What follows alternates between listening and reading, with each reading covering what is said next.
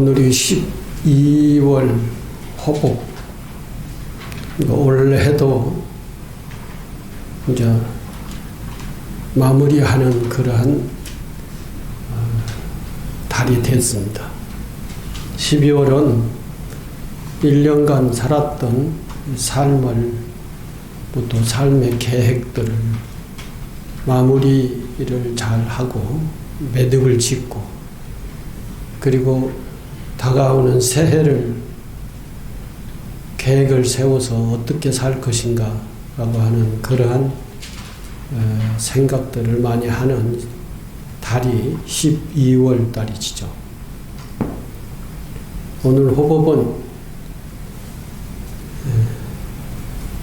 날씨가 갑자기 오늘 여기 7도인가 10도인가 그러죠, 영하. 추워져가지고 다들 옷 의상들이 빵빵하게 입고 오신 것 같아요. 그 추워서 그런지 그 전보다 몇 분 덜 오셨죠?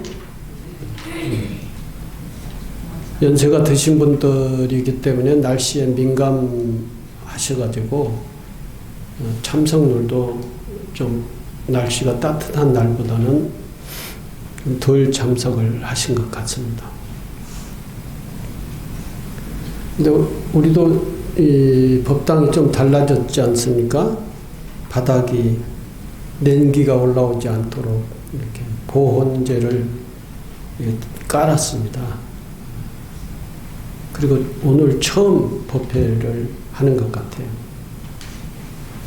색깔도 따뜻한 색깔이고 괜찮지요? 매년 그렇게 하고 있지만,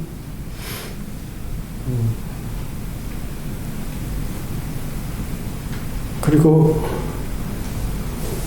저희 금강정사 사찰 차원에서도 12월 달은 굉장히 중요한 달입니다.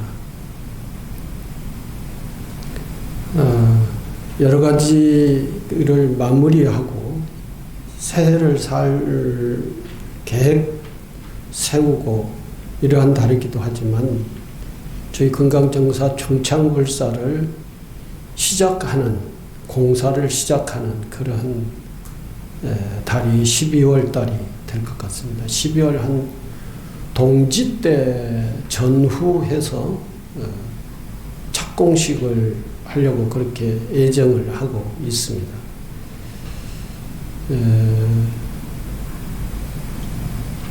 그렇게 이제 날짜를 이렇게 고정하지 못한 것이 광명시에서 건축 허가가 아직까지 떨어지지 않았기 때문에 지금 절차를 밟고 있는 과정이기 때문에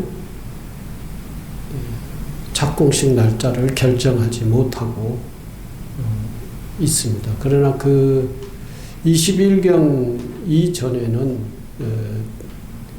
건축공사 허가가 나오리라고 그렇게 예상을 하고, 또 서로가 지금 현재 계속 소통 중에 있는데, 소통 과정 속에서도 시에서 그런 정도 되면은 모든 절차가 다 완성이 될 거다라고 이렇게 얘기를 해서 그쯤 잡는 겁니다. 12월 달이 넘어가게 되면은 우리가 종단을 통해서 국가 지원을 받아야 할 그 돈이 12월 달이 넘어가게 되면은 이제 다시 반납이 되어야 되기 때문에 꼭 12월 달 안에 착공식을 해야만이 그것을 받아 쓸 수가 있습니다. 그래서 정확하게 동지 전후로는 저희들이 착공식을 하고자 하는 것입니다. 그렇게 돼야 되고요. 그러한 달이기 때문에 12월 달이 금강정사로 봐서는 매우 중요한, 금강정사의 도량과 금강정사의 사찰 규모가 달라질 수 있는 그런 중창불사의 착공식을 한다라고 하는 것. 그것이 매우 중요하고 반드시 그 시기에는 이루어져야 된다라고 하는 것을 그리고 저희들도 그 시기에 반드시 착공이 될 수 있도록 열심히 지금 현재 실무적으로 진행을 하고 있다는 말씀을 드립니다. 그리고 내일이 동안거 시작 입제하는 날입니다. 동안거 3개월 정진에 들어가는 날이 내일이죠. 내일이 되면은 전국의 수행기관을 운영하고 있는 모든 사찰에서 동안거 입제를 하게 됩니다. 그렇게 되면은 특히 삼보사찰, 해인사, 통도사, 송광사라고 하는 사찰이 삼보사찰입니다. 삼보하면은 불법 승인이죠. 불보사찰은 통도사를 불보사찰이라고 그러고, 법보사찰은 해인사에 8만 대장경이 이렇게 안치되어 있기 때문에 법보사찰을 해인사라고 그러고, 승보사찰, 스님들, 조사 스님들이 제일 많이 배출된 사찰이 승보사찰이라 해서 송광사, 전라도 송광사입니다.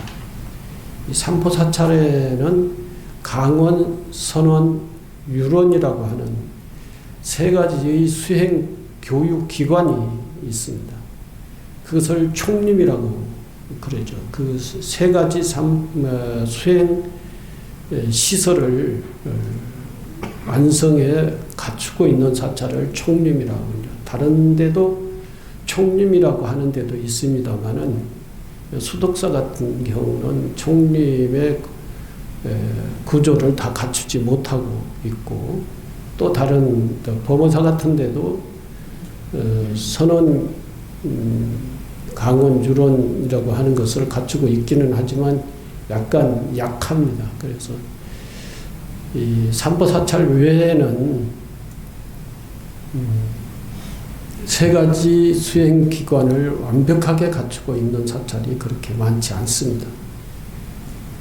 그래서 요즘은 이제 총림 구조를 잘 갖추고 있지 않는 사찰은 총림에서 해제를 하려고 하는 그런 움직임이 있는 것 같습니다. 얼마 전에 동아사가 총림에서 해제를 했죠. 어쨌든 그런 사찰이 중심이 돼서 내일은 동안거 수행 입제, 기도 입제, 그리고 그런 사찰 외에 도심 사찰이라든가 이런 사찰들은 우리 금강정사도 전통적으로 그렇게 해왔습니다만은 동안거 100일 기도를 입제하는 그러한 날이기도 합니다. 그러니까 내일이기는 하지만 오늘 우리는 호법과 함께 통합을 해서 내일 동안거 입제를 하루 땡겨서 오늘 그 추원과 의식을 다 하게 된다고 하는 것을 말씀을 드리고, 오늘부터 우리 금강정사는 동안거 100일 기도를 시작하게 된다라고 하는 것을 알아주시면 되겠습니다. 그리고 호법날, 초하루날, 호법, 초하루, 지장제 이런 날을 이제 전통적인 그러한 법회날이라고 그러죠. 특히 우리 금강정사는 모든 법회가 다 중요하지만 금강정사에만 하는 법회가 바로 오늘 호법법회라고 하죠. 그래서 초창기부터 호법법회가 매우 중요한 법회였고, 호법법회는 초창기에 금강정사에 나온 초창기 신도님들이 가장 소중하게 생각하는 그러한 법회고, 그 법회날 많이 나오시고 그러시죠.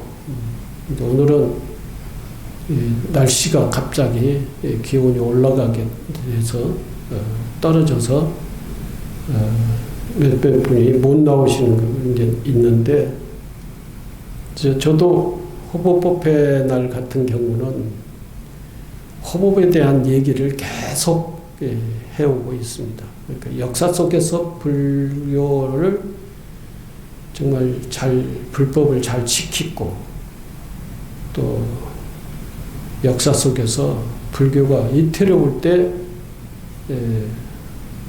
거사들이나 또는 스님들이 그 나라의 불교를 지키고 불법이 이어갈 수 있도록 역할을 했던 그런 스님들을 주로 이제 많이 얘기를 해왔었어요. 오늘도 호국과 호법을 실천한 사명대사의 이야기인데, 사명대사뿐만 아니라 근대에 와서도 호법을, 즉 불법을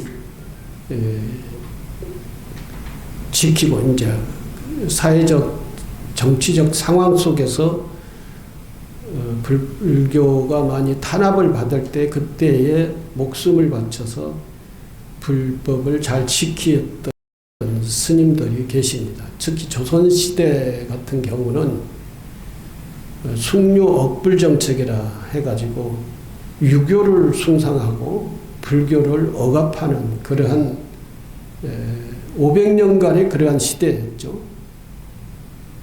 그래서 500년간 불교가 탄압을 받는 과정 속에서도 불교가 소멸되지 않고 이어져 왔던 것은 두 가지 큰 역할 때문에 그렇습니다.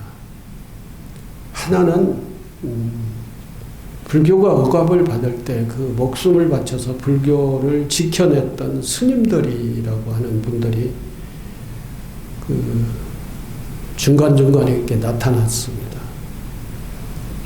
그 중에 조선 임진왜란을 났을 때 일본이 우리나라를 쳐들어와서 우리나라를 다 불태우고 우리나라를 점령을 하면 그러한 과정에서 우리나라를 지키고 불법을 이어갈 수 있도록 호법을 했던 그런 스님이 바로 사명대사와 서산대사라고 하시는 분이시죠.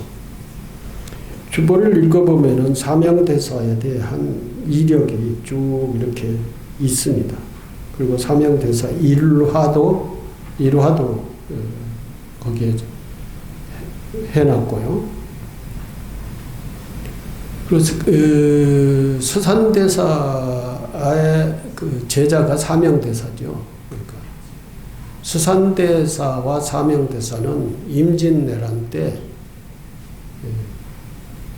승병을 규합을 해서 스님들을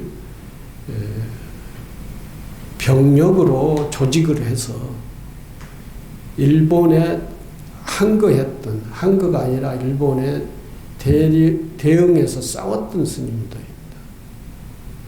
그래서 큰 전투에서 이겼던 것이 사명대사가 당시에 금강산 지금 어딥니까? 저기 건봉사에서 수행을 하고 계셨었는데 그때 임진왜란이 일어나가지고 당시에 조선조 임금이 선조 임금이었어요. 조선조 임금 중에 가장 약한 임금이 선조 임금이라고 할 수 있을 정도로 그 선조 임금은 일본이 쳐들어오니까 자기만 혼자 살겠다고 하고 백성들과 나라를 다 버리고 중국으로 피난을 갔던 분이세요. 그런데 그 선조 임금도 불교를 엄청 탄압했던 분이에요. 그리고 스님들이 산속에 들어가서 다 탄압을 피해서 가서 탁발을 해서 생활을 하면서 정진에 열심히 했던 그 분들이 바로 이제 서산대사, 사명대사가 금강지산에서 수행을 하고 있었던 것이죠. 그때 이 임진의 날이 일어나고 선조는 저 의주로 중국 국경이라고 하는 의주로 도망을 갔다 이렇게 해도 과언이 아닙니다. 피해 갔으니까요. 그렇게 되니까 일본 사람들이 우리나라 전역을 다 불태우고 사람을 죽이고 그리고 노략질을 다 해서 중요한 물건들은 다 일본으로 이제 가져가고 이래서 사찰의 그 문화재 같은 것을 다 수거해서 그때 다 가지고 갔어요. 그러면 이제 서산사명 스님이 승병을 조직을 해서 일본에 대항해 싸웠습니다. 제일 첫 번째 전투에서 이겼던 것이 지금 북한의 평양성 전투에서 큰 공을 사명대사가 세웁니다. 그때 서산대사가 나이가 많아가지고 막 돌아다니면서 같이 하지는 못했지만 서산대사가 가장 승병장으로서의 최고의 높은 자리에 있었고 그 다음에 서산대사의 제자인 사명대사가 현장에서 이 승병을 지휘를 하면서 전투를 했고 그랬어요. 그리고 또 한 번의 큰 전투에서 일본 병력을 물리쳤던 것이 지금의 저기 노원구 노원평이라고 했어요. 상계동. 거기에서 일본군과 전투를 해서 전멸을 시킨 그런 성과를 거두었어요. 그러는 이 활동을 하신 분이 서산대사와 사명대사예요. 서산대사는 우리 38선 이북에서 많이 계셨지 지금의 38선 이남에는 잘 내려오시지 않고 38선 이남까지 내려오면서 일본군을 계속 무찌르었던 게 사명대사 승병장이었어요. 물론 이 국가의 그 군대 조직도 군사 조직도 있었죠. 근데 그 국가의 군사 조직과 함께 합세를 해서 했던 게 평양성에서 큰 전과를 거두었던 거고, 이 국가의 군대 조직보다도 더 큰 전투를 했던 것이 노원평 전투였습니다. 그래서 노원평에서 일본군을 전멸시키는 그런 그 장소가 노원 지금 쌍계동 그 아파트 단지 거기입니다. 수락산을 의지를 해서 전투를 했었던 것입니다. 그리고 이제 임진왜란 일본 사람들이 이제 물러갔지요. 물러가고 난 다음에 이제 사명대사가 일본을 사람이 쳐들어올 것을 대비를 해서 성을 3군데나 쌓습니다. 그래서 성 3군데가 쌓는 것이 여기 기록되어 있는가요? 없어요? 남한산성, 부산산성, 팔공산성. 이 산에다가 성을 축조를 하셨어요. 그러니까 팔공산, 부산산성을 쌓던 것은 일본이 쳐들어올 것을 대비를 해서 했던 거고, 남한산성도 역시 마찬가지지만 남한산성은 오랑캐가 쳐들어올 때에 그 남한산성 안에 그 왕이 피신을 해서 거기서 목숨을 보호하는 그런 역할을 하는 것이 북한산성과 남한산성입니다. 근데 남한산성을 축조를 하는 것도 사명대사가 큰 역할을 했고, 그 다음에 남한산성을 완성시키는 분이 누구냐 하면은 성능 스님, 화엄사 출신의 스님이신데 그 스님이 승병장으로서 또는 남한산성을 축조를 완료를 하신 분이 스님 승장이었어요. 그리고 북한산성은 쌓던 큰 역할을 하시는 분이 물론 국가에서도 큰 역할을 첫 번째로 하지만 거기에 스님들을 다 동원해서 북한산성을 쌓던 분이 성능스님이라고 하는 분이 계세요. 지금 성능스님의 부도가 북한산 내에 있습니다. 그래서 승병들이 언제까지 있었느냐 하면은 이모곤란이라고 하는 그 얼마 안 됩니다. 100여 년 전까지만 해도 승군이 북한산에 주둔을 하고 있었어요. 그 승군의 주동의 최고의 지휘소가 중흥사라고 하는 곳이에요. 제가 그런 중흥사를 복원을 했던 것은 그런 역사적 승병들이 산성을 쌓고 승병들이 최후까지 거기에 주둔을 했었고 했기 때문에 그 역사적인 사실이 있었기 때문에 그 중흥사를 제가 복원을 했었던 거예요. 그런 의미를 되살리기 위해서 그러한 스님들의 최근까지 그 국가를 호국을 하는 그러한 역할을 했었던 스님들이 계십니다. 조선조 시대 때 승군이 가장 활발하게 외세가 침입해 들어오면은 거기에 대응해서 싸웠다는 것입니다. 저 이순신 장군이 명랑 대첩을 할 때도 그때 거기에 승군이 같이 결합을 했었던 거예요. 명랑 대첩 영화를 보면은 거기에 나오지 않습니까? 승군들이. 이렇게 스님들이 열심히 국가의 그 보호를, 호국을 위해서 열심히 싸우셨던 분이 스님들이에요. 그런데도 조선조에서는 정치적으로 유교를 숭상을 하고 불교를 배척을 했었어요.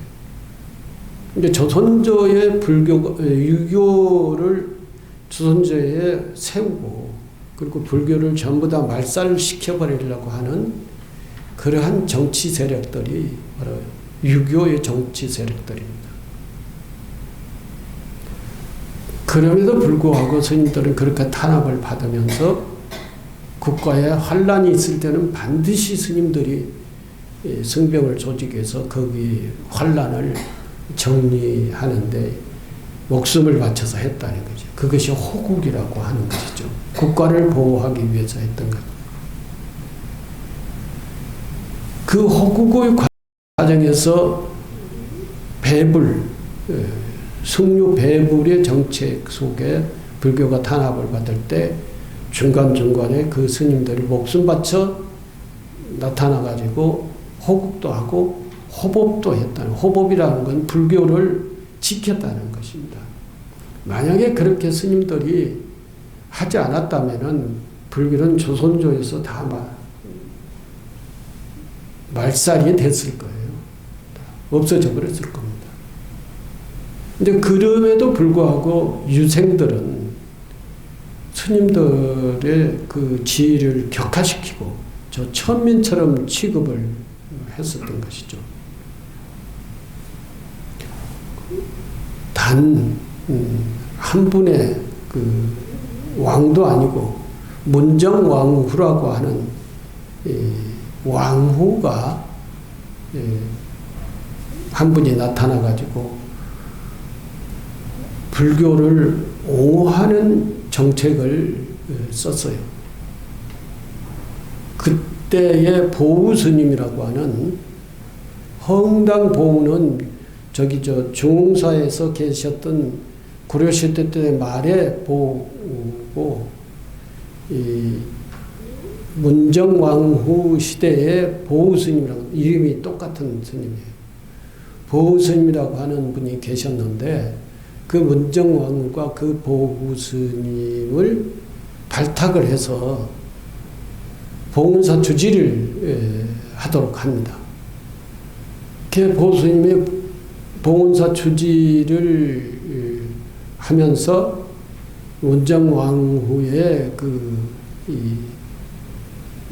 배후에서 그렇게 도와주는 그러한 도움을 받아가지고 이제 저기를 하죠. 불교를 다시 복원시키죠. 복원시키면서 옛날에 승과라고 하는 것이 있었어요.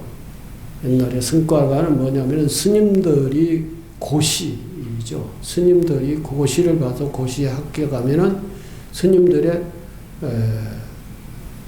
이 법계를 이렇게 있어가지고 높은 법계를 부여하는 그러한 승과예요.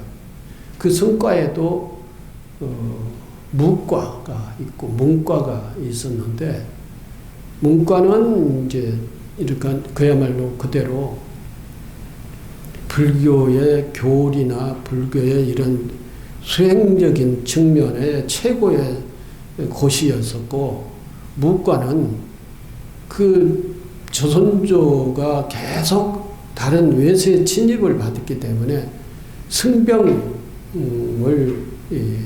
하는 그 무술을 잘 하는 그런 그 승과였었던 것이죠.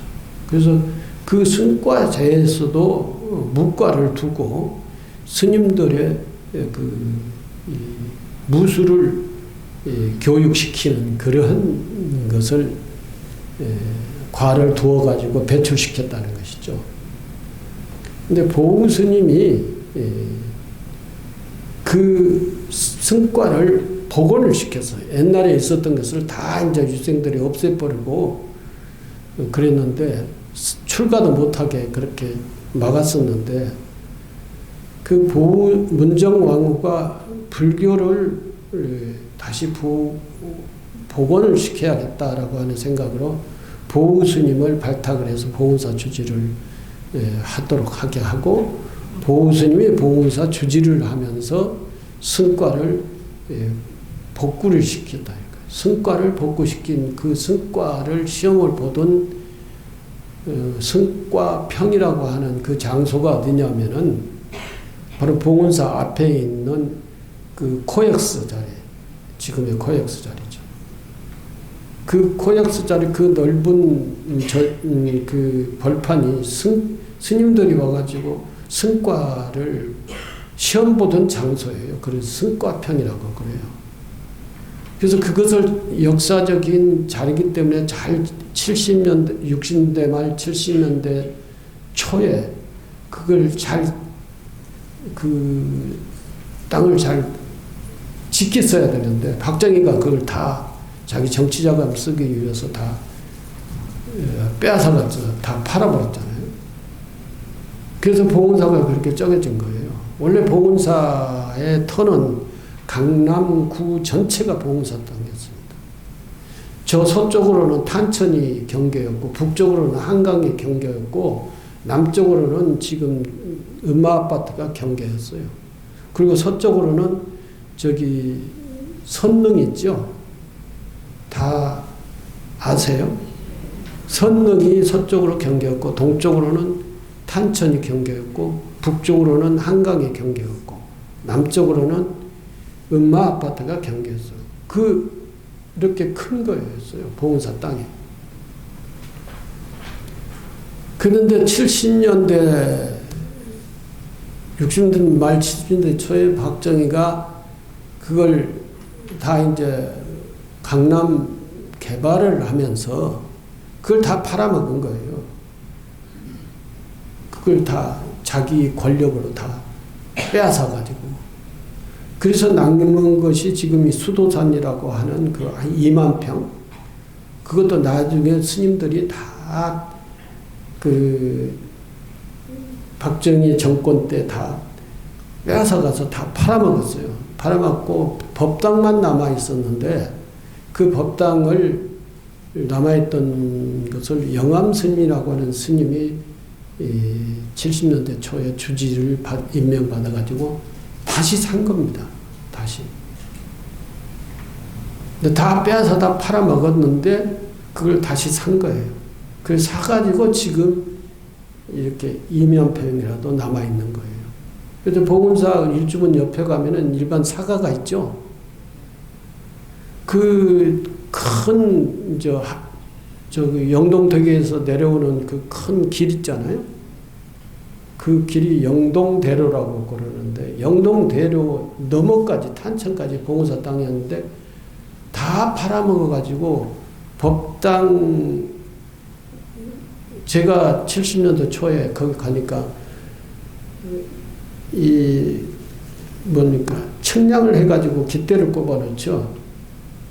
꼽아놨는데 저 산 위에서 쫙 깃대가 내려왔는데 어디까지 내려왔느냐면은 법당 모서리까지 깃대가 꼽혀져 있어요. 그래가지고 사선으로 저 밑에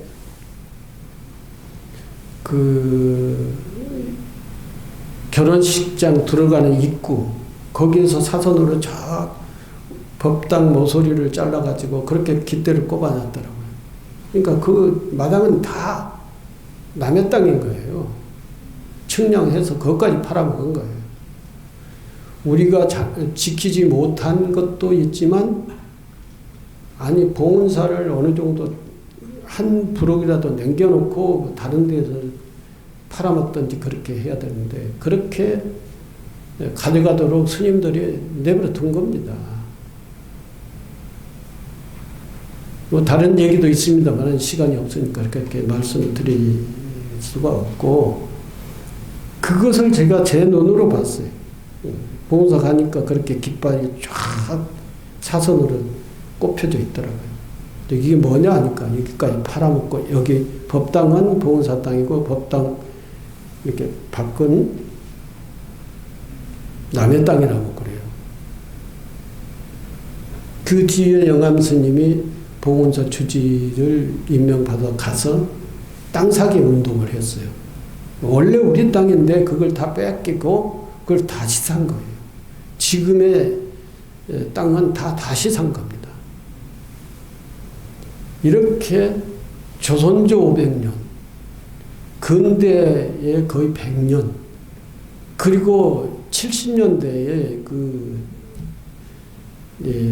국가가 생기고 난 이후에 도 그렇게 정치 권력으로부터 엄청난 배척과 탄압을 받은 불교예요. 우리 한국 불교가. 그럼에도 불구하고 그것을 다 지키고 있던 것은 스님들의 목숨 건 투쟁이었다는 것입니다. 이게 불교의 호법이라고 하는 놈이죠. 저희 은사스님이 68년도까지인가 69년도까지인가 봉은사 주지를 하셨어요. 광덕스님이라고 하는 분이 저희 은사스님이신데 거기에서 이제 주지 임기가 돼서 68년도인가 나왔는데 그 뒤에 다 싹 다 청무한 그 청담스님이라고 하는 분이 다 팔아먹은 거예요. 그러니까 청담스님도 자기 자의에 의해서 팔아먹은 게 아니고 박정희가 계속 압력을 넣으면서 팔도록 하고 팔아가지고 받은 돈이 한 평에 150원인가 그랬어요. 한 평에 150원 70년대 말 그 영동대로가 놔지기 전입니다. 그래놓고 다시 살 때는 몇만 원 주고 샀어요. 몇만 원이 뭡니까? 150원에 한 평당 팔아, 그러니까 빼앗아 가고 평당 150원을 줬어요. 종단에다가. 그리고 다 팔아먹을 때는 몇만 원씩 주고 팔아먹고, 그러니까 그 팔아먹은 그 돈으로 박정희는 정치자금을 쓴 거죠. 그래서 6월 유신인가 그것을 정책을 이제 통과시킵니다. 평생 자기 죽을 때까지 대통령을 하려고. 그래서 그걸 가지고 계속 독경영을 하다가 몇 년도죠? 79년도 12.12 사태가 나면서 김재규에게 총을 맞고 죽었잖아요. 10년도 못 가. 그렇게 해가지고 해놓고. 이제 어쨌든 박정희 시대까지 불교가 그렇게 탄압을 받았었어요. 그럼에도 불교가 지금까지 이렇게 얼마 전까지만 해도 일위 종교 있잖아요. 그런데 지금은 기독교에게 밀려가지고 이위 종교로 밀렸습니다. 기독교는 왜 그렇게 늦게 들어와가지고 큰 종교, 일위 종교를 차지하게 됐느냐 하면은 미국에서 들어온 종교가 기독교예요. 미국에서 미군의 보호를 받으면서 기독교가 여기에 계속 성장을 하고 이승만이라고 하는 사람이 기독교인이에요. 그러면서 계속 기독교의 보호, 옹호 정책을 쓰면서 불교를 계속 탄압을 했습니다. 이승만 당시 때만 해도 불교가 엄청난 그 전국의 재산이 있었어요. 지금 금호그룹 있죠? 전라남도의 광주 여객인가 처음에 그 전라남도 본사 스님들이 교통 이 사업을 해서 광주 여객을 최초에 만듭니다. 호남 여객인가 광주 여객인가 그럴 거예요. 만들었는데 그때에 이승만이 이 불교가 가지고 있는 사업이죠. 강원 여객을 만들어요. 월정사에서. 그래서 전국에 교통 사업을 많이 합니다. 전국의 사찰들이. 그래서 각 도마다 그러한 교통 회사를 만들어 가지고 사찰의 스님들이 운영을 해요. 운영을 하는데 그렇게 됐던 것을 이승만이 전부 다 민영화 정책이라고 하는 것을 펴가지고 그걸 전부 다 일반인들에게 다 넘겨버립니다. 그래서 스님들이 가지고 있던 그러한 여러 가지 인천제철도 최초의 불교단체에서 세운 거예요. 그것도 다 일반 민영화 한다고 해가지고 다 넘겨버리는 거예요. 이번에 누굽니까?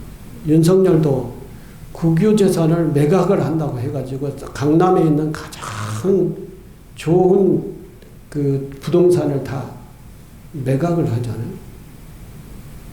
매각을 했는데 1조가 매각을 했다는 것 같아요. 정확한 것은 아닙니다만 매각을 해서 계속 처리하고 있는 과정 중이었는데 이재명 대통령이 당선되고 들어가가지고 그걸 중지시켰잖아요. 중지시켜가지고 완전히 등기가 넘어가지 않은 그러한 매각의 건수들은 다 다시 환원시키는 겁니다. 그랬듯이 이승만도 계속 국유재산도 아니고 불교재산인데 불교의 사업체인데 전부 다 민영화 시킨다고 해가지고 다 넘겨버렸어요. 광주 여객은 박인천 씨라고 여러분들이 혹시 들어보셨는지 모릅니다. 금호그룹 창업자죠.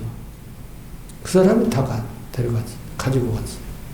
그리고 다른 것은 제가 뭐 기억나지는 않습니다만 그런 식으로 해서 또 토지 분배 정책을 한다고 해가지고 사찰에 가지고 있었던 농토 3만 남겨놓고 전부 다 당시에 농사를 토지로 짓고 있던 사람들에게 다 무상 분배를 해버린 거예요.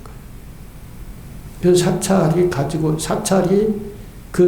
큰 사찰이 농사를 지어서 농산물을 가지고 스님들이 몇천 명들이 살았는데 그걸 전부 다 싹 다 일반인에게 그 정책을 해서 강제로 다 배분시켜버린 거예요. 그래 사찰에 있는 농토를 다 뺏어버린 거죠. 근데 기독교인이 기독교를 가지고 들어와서 기독교의 나라를 만들기 위해서 그 사찰에 있던 사업체와 농토는 전부 다 자기 나름대로의 정책을 쓰고 그 뒤에 배우의 보호 세력이 누구냐면 미군이었던 것이죠. 미군이 우리나라에 들어와서 주둔하던 그 시기에 이승만 대통령이 그렇게 불교를 탄압을 한 겁니다. 여러분들은 그런 역사적 사실을 잘 모르기 때문에 뭐 아무 생각이 없을지 모르겠는데 저희들 같은 경우는 그러한 역대의 조선조 500년간 또 근대의 미군정 시대 또 지금 이 시대에도 마찬가지예요. 미군정 시대 이승만 그리고 박정희 시대 그게 세계에서 제일 발전된 나라가 어디였냐면 미국이었어요. 미국이었기 때문에 우리나라의 그 인재를 키우기 위해서는 전부 다 미국에 유학을 보냈었던 겁니다. 그 미국 가면 전부 다 기독교인이 돼요. 기독교인이 돼서 거기에서 유학 마치고 들어오면은 그 사람들이 가장 교육을 많이 받았던 고등교육을 받았고 대학 교육을 받고 박사학위를 받고 이렇게 와서 우리나라의 교육기관에 다 교수가 되고 우리나라의 행정기관이 전부가 다 그 공무원이 되는 거예요. 그러면서 그 사람들이 기독교인이 돼가지고 들어와서 행정기관, 교육기관, 교수, 공무원, 고위직 다 그 사람들이 차지하는 겁니다. 그래서 그 사람들이 정책을 쓸 때 전부 다 기독교가 유리한 정책을 쓰는데 무슨 정책을 쓰느냐면은 교육, 복지, 의료 정책을 써요. 뭐 누가 들어와도 그걸 그걸 이발을 해서 교육을 발전시키고 복지를 발전시키고 의료를 발전시켜야 되니까 나라가 그 정책을 쓰면서 전부 다 기독교에 유리하게 다 배분을 합니다. 복지시설은 전부 다 교회에다가 다 배정을 하는 거예요. 그리고 교육시설 그때의 그 기독교 법인 그 교육시설들이 엄청나게 많이 생겨요. 근데 그걸 전부 다 기독교로 다 배분을 해버린 거예요. 불교가 배분받은 거 하나도 없습니다. 그리고 불교에서 고아원 또 양로원을 있었어요. 사찰에 어르신 몇 분 고아들 있었어요. 전쟁 고아들이 있었어요. 그걸 전부 다 국가 제도화 시키면서 사찰에서 모시고 있는 노인들이나 사찰에서 기르고 있는 고아원들은 전부 다 이제 그것은 허가를 받지 않았다고 해가지고 전부 다 싹 다 폐쇄시켜 버립니다. 그리고 국가에서 시설한 여러 가지 복지 시설들을 그 배분을 전부 다 천주교 개신교에다 다 위탁을 줘버리니까. 그래서 거기서 전부 다 데려가서 양로원도 거기서 했죠. 뭐 고아원도 거기서 다 했죠. 그러니까 그런 시설에 들어온 사람들이 전부 다 기독교인이 되고 기독교인 숫자가 계속 늘어나는 거예요. 그런 식으로 해서.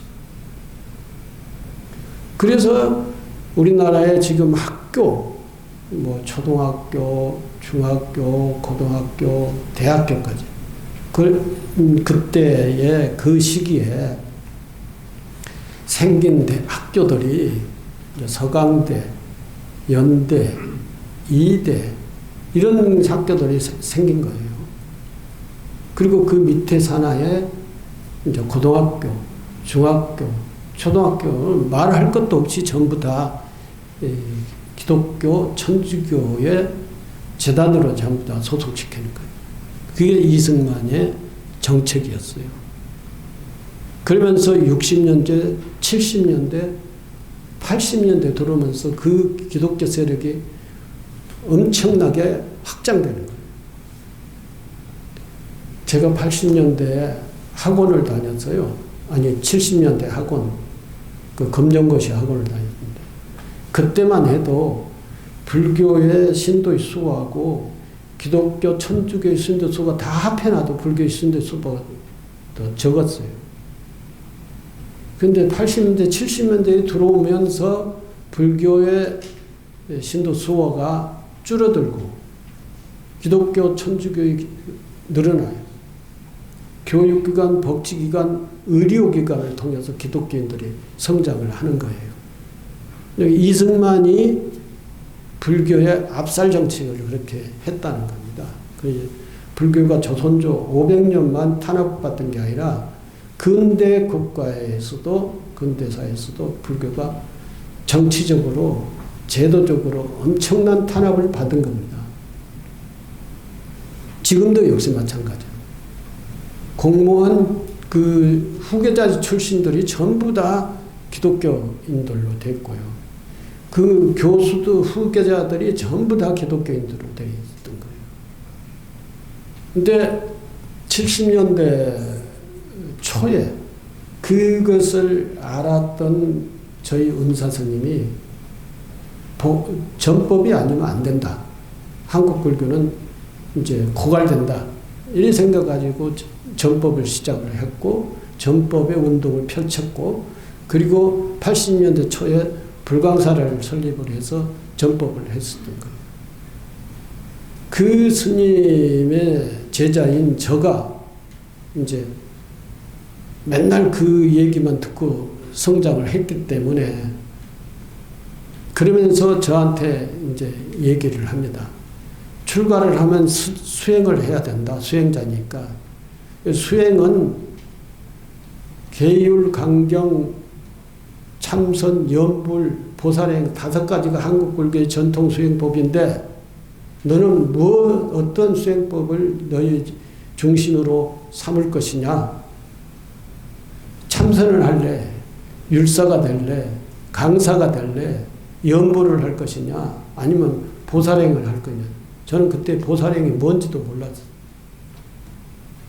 다른 것은 다 알았죠. 그러면서 말씀하시는 것이 당신은 선도 해봤고 또 교도 해봤고 염불도 해봤다.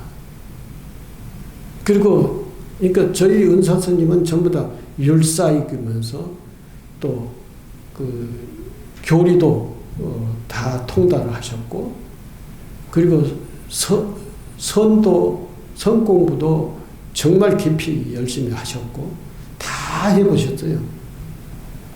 그런데 당신의 그 살았는 그 시대에 부처님 불법을 어떻게 지키고 어떻게 발전시킬 것인가. 이게 당신의 가장 큰 고민이었었던 것이죠. 12시간 넘어가는데 기왕 시작한 얘기 좀 한 5분 정도 더 하도록 하겠습니다. 열심히 하는데 산중에서 삼선을 한다고 앉아 있어 봐야 뭐 그걸 나쁘다고 얘기하는 게 아니고 또 강사를 해봐야 또 율사를 해봐야 또 열심히 혼자 개인적으로 연구를 한다고 한들 이 시대에 부처님 법을 대중화가 시킬 수 있는 방법이 뭘 건가라는 걸 고민을 하신 겁니다. 그렇게 고민을 하시다가 당신은 전법이다. 전법이 제일 중요하다. 전법을 하려면 무슨 수행을 해야 될 것이냐 라고 하면서 당신은 보살행이다. 보살행. 우리 전통적인 수행법 중에 다른 것은 다 열심히 한 30년을 통해서 열심히 해봤지만 우리 한국 불교의 불법을 지키고 불법을 확장시키려고 시켜서 모든 대중들이 부처님의 가피와 부처님의 가르침과 불법이 이 사회에 없어지지 않게끔 지키고 호법을 하고 그리고 그것을 확산시키려고 하면은 어떻게 해야 될 것인가라고 하는 것을 고민을 하고 그러니까 불교의 시대적 상황 속에서 고민을 하신 거죠. 그러면서 당신의 수행법을 정리를 하신 거예요. 선방에도 가고 싶고 또 다른 교리 공부도 하고 글도 쓰고 뭐 하고 싶었어요. 글도 열심히 쓰셨어요. 그래서 출판부를 만들어서 불광 출판부 속에서 문서포교를 하신 거예요. 그렇지만 가장 중요한 것은 전법이다. 부처님께서 60명의 비구가 제자가 생겼을 때 거기서 전법 선언을 하신 이유도 부처님께서도 가장 중요한 것이 전법이다 라고 해서 전법 선언을 하셨고 이게 부처님의 일생을 통해서 부처님이 가장 중요하게 생각했던 게 뭐냐면은 대중정법이다 이거죠. 대중정법. 불교의 역사를 통해서 불교가 또 최후 마지막까지 발전됐던 것 수행법이 뭐냐면은 보살행이었다 이거죠. 그래서 한국 불교의 5가지 수행법 중에 4가지는 전부 다 수행기관이 있습니다. 유론이 있고 강원이 있고 선원이 있고 연불원이 있어요. 연불원은 요즘 특별하게 따로 운영을 하고 있지 않지만 연불은 우리 일상 속에서 연불을 하는 수행이에요. 그러나 보살원은 없다. 보살원. 보살 교육을 시킨 것은 없다. 따로 교육기관이 없다는 거예요. 그것은 왜 그렇느냐? 보살 핵은 대중 속에서 대중하고 함께 해야 되는 것이다. 그렇기 때문에 대중 속에 일반 대중 속에서 대중과 탁마를 하고 대중과 함께 살면서 부처님 법을 이렇게 실천을 하는 신행 공동체, 수행 공동체, 이 승가라고 하는 것이 공동체라고 하는 의미예요. 그것을 보살행의 기관이고 그것이 보살행처다. 이렇게 자세하게 나한테 말씀을 하시지는 않았어요. 그러면서 당신은 전법이 최고다. 전법의 공덕이 최고다. 그렇기 위해서는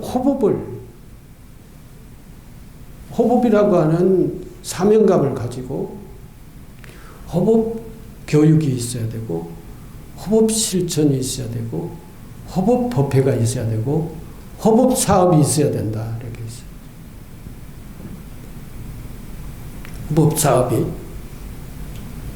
그래서 호법사업이 뭐냐면 우리가 하고 있는 지금 행원, 철산복지관, 어린이집, 청소년 센터 이게 전부가 다 호법사업이에요. 옛날에 호법법회 조직에서 그런 것들을 만들었고 이게 이제 일반 시민들하고 불교의 부처님 가르침 자비가 함께 결합된 기관이 바로 그 사업이란 말이죠. 그래서 호법을 그렇게 호법사업으로서 실천을 하고 있는 겁니다. 그렇게 말씀을 하셨어요. 그게. 그리고 열반경에서도 마지막으로 부처님의 공덕을 우리가 지으려면은 무엇을 해야 합니까? 한가 부처님께서 말씀하시는 이유 내용이 일반 대중들을 일반 중생들에게 이익이 가는 나에게 공양을 올리려고 하지 말고 나에게 공양을 올려서 공덕을 받는 것하고 일반 대중에게 이익하는 사업을 해라 그랬어요. 그래서 도로 사업, 우물 파는 사업, 또 나무를 심어서 그늘을 이제 인도라는 것은 열사의 땅이기 때문에 그늘이 중요하잖아요. 나무를 심어서 큰 나무에 그늘을 만들고 도로를 만들고 우물을 파서 물을 마시게 하고 또는 그 나무를 심어서 사람들이 시원하게 그늘을 만들어 주고 이런 일들을 열심히 해라. 부처님께서 그렇게 했어요. 그게 가장 큰 공덕이다. 나에게 공양을 올려서 받는 공덕보다는 그런 대중들을 위한 사업을 해서 받는 공덕이 더 크다. 그게 논리는 곧 대중이 부처님이다. 라고 하는 그러한 논리가 성립될 때 그것이 가능한 거예요. 그렇게 해서 그러한 고통받는 대중들, 중생들에게 뭔가의 공덕을 지어야 그 진짜의 공덕이지. 죽어가는 나, 이 몸을에게, 물론 죽어가는 뭐 그런 용어는 쓰지 않았습니다만은, 이 나에게 올리는 공덕보다는 그 대중들에게, 고통받는 대중들에게 더 큰 이익을 주는 그러한 행위, 더 큰 공덕을 얻는 거다라고 했어요. 그걸 근거로 해서 우리도 우리 금강정사의 그 운영도 그렇게 하고 있는 겁니다. 지금 호법사업으로서 이런 산하시설을 운영을 하고 있는 거고 전법사업이 최고다라고 해서 법등 조직과 구법회 조직을 해서 법등 활동, 구법회 조직의 관리 이러한 것들을 하고 있는 겁니다.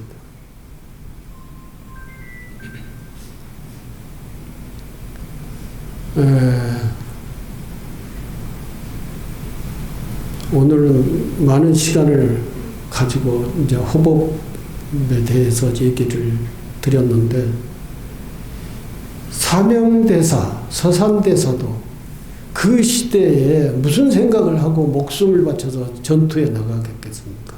왕도 피신해버리는 그런 나라에 사명대사도 국가를 지키는 것은 국민을 지키는 것이고 민족을 지키는 것이고 또 불교를 지키는 것은 바로 이 부처님의 가르침을 지키고 우리 본분으로 사는 것이다 라고 생각을 하고 사명대사,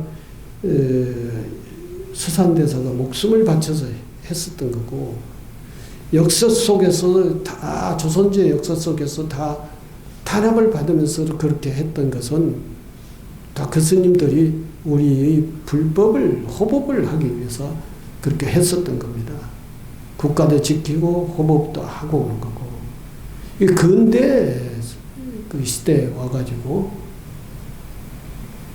이 호법을 하는 그 종단에서 포교가 제일 중요하다라고 소리는 치지만 직접 몸을 던져가지고 하는 사람이 과연 누가 있느냐. 70년대 초에 저희 스님이 현장에 다른 것 다 옆으로 제쳐두고 그걸 시작을 했다라고 하는 것이죠. 저도 저희 스님의 말씀이 없는 가르침에 의해서 저도 출가 수행자로서의 무슨 수행법을 내가 전문으로 할 것인가라고 하는 것을 정리했던 것이 보살행입니다. 보살행. 보살행이라고 하는 것은 곧 이 현장에서 전법을 전문적으로 하는 역할로서의 수행을 삼겠다라고 이렇게 생각을 했어요. 그래서 제가 선방도 이렇게 가고 싶지만 제가 가지 못했던 그런 것도 있고, 선방에 며칠 난 것밖에 없고요. 강원도 가지도 못했어요. 저희 은사스님 시봉하느라고. 유로는 연부를 말할 것도 없고요. 그 전부가 다 불교의 기본적인 소양은 독학으로 했습니다. 독학으로. 그리고 지금 그 어느 스님보다도 더 제가 열심히 한다라고 자부하는 것은 전법이에요. 전법. 그리고 사찰 운영. 저는 정리가 되어 있는 게 보살행위다. 대중 속에서 대중과 함께 살아가는 것. 부처님 법을 전하고 함께 기도하고 수행하고 살아가는 것이 나의 수행이다. 라고 이렇게 정리를 했어요. 그래서 제가 선방에 들어가서 큰 무슨 화두를 들고 이렇게 공부하는 그런 스님이 안 보이고 그렇게 하지 않는 것은 그런 이유에서 하고 있다라고 하는 것을 내 얘기를 오늘 처음 얘기를 하는 겁니다. 그래서 누가 무슨 어쩌게 하고 저쩌게 하고 막 얘기를 해봤지만 저는 움직이지 않습니다. 대중 속에서 살다 대중 속에서 제 인생을 마칠 겁니다. 이게 금강경사의 중심이라고 하는 것을 여러분들이 아신다고 하면은 고맙지요. 감사합니다.